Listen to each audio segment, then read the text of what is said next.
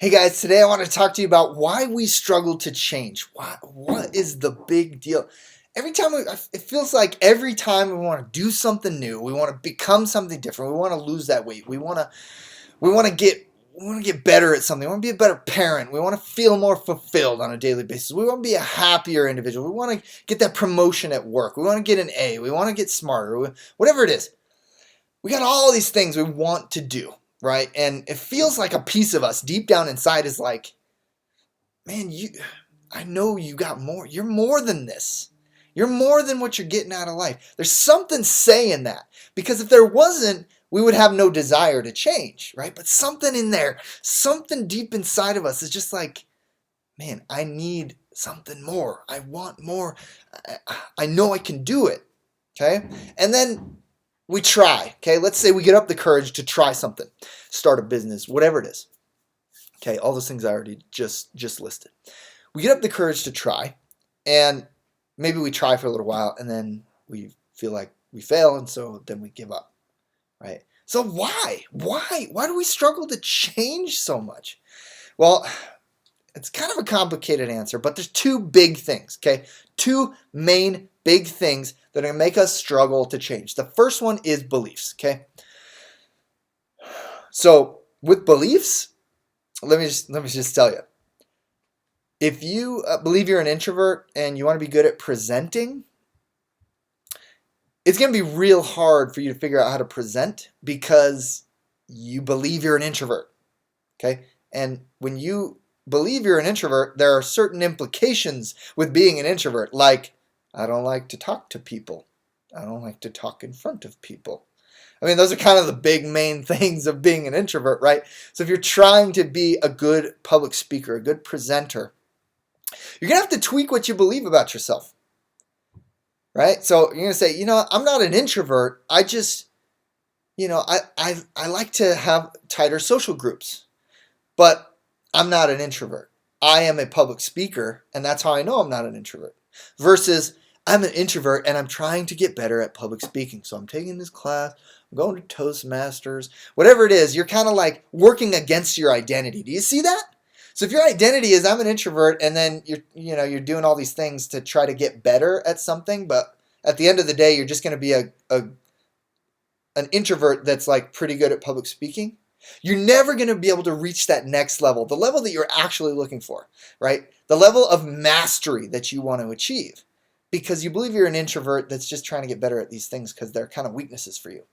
Now, if you look at yourself as someone that likes to stick to closer social groups, but loves to speak in front of people, you love it. And then you go to Toastmasters, and then you take classes, and then you're going to say, I love to be in front of people. I love to speak to people. And I just have a smaller social groups for, outside of speaking in front of big groups, I just like to have real close friends, and that's it. But I'm not an introvert. I'm not necessarily an extrovert, but I'm not an introvert. I'm somewhere in between. You could just, with that small tweak of your identity, how you identify yourself, that can make a huge difference in your ability to succeed when you're trying to change something. In the last video I did yesterday, I talked about the weight loss thing. If you honestly believe that you're big boned, right? Or you couldn't possibly lose weight because of a thyroid problem or because of genetics or some other problem. I'm not saying these problems don't exist, but what I am saying is when you believe that those problems are what's getting in your way, those are the problems that are going to prevent you from ever having what you want, you honestly don't believe you can ever have what you want. That doesn't mean you stop wanting it, right? Because every January you're on the diet train again, right? Am I right? You're on the diet train every January, but at the end of the day, you're going to fail, or you hope you don't fail, and so you try. But then you fail again, and it's all because you got something wrong with your beliefs. So when you're trying to change something, ask yourself, write down, what do I believe about myself in this category? Okay? I'm trying to lose weight. So what do I believe about losing weight? That it's hard, that it's not sustainable, that I am always going to be overweight because it's genetics. All my family is overweight. So I have a thyroid problem, so that's going to make it so I'm overweight all the time, and there's nothing I can do about it. Right? Like, what other beliefs? Write down all those beliefs, and then what you're going to do after that is you're going to do things in contradiction of those beliefs, and you're going to create new beliefs for yourself. Okay? So that's the first thing you got to do, and it's it's the number one problem, I'd say, with trying to change.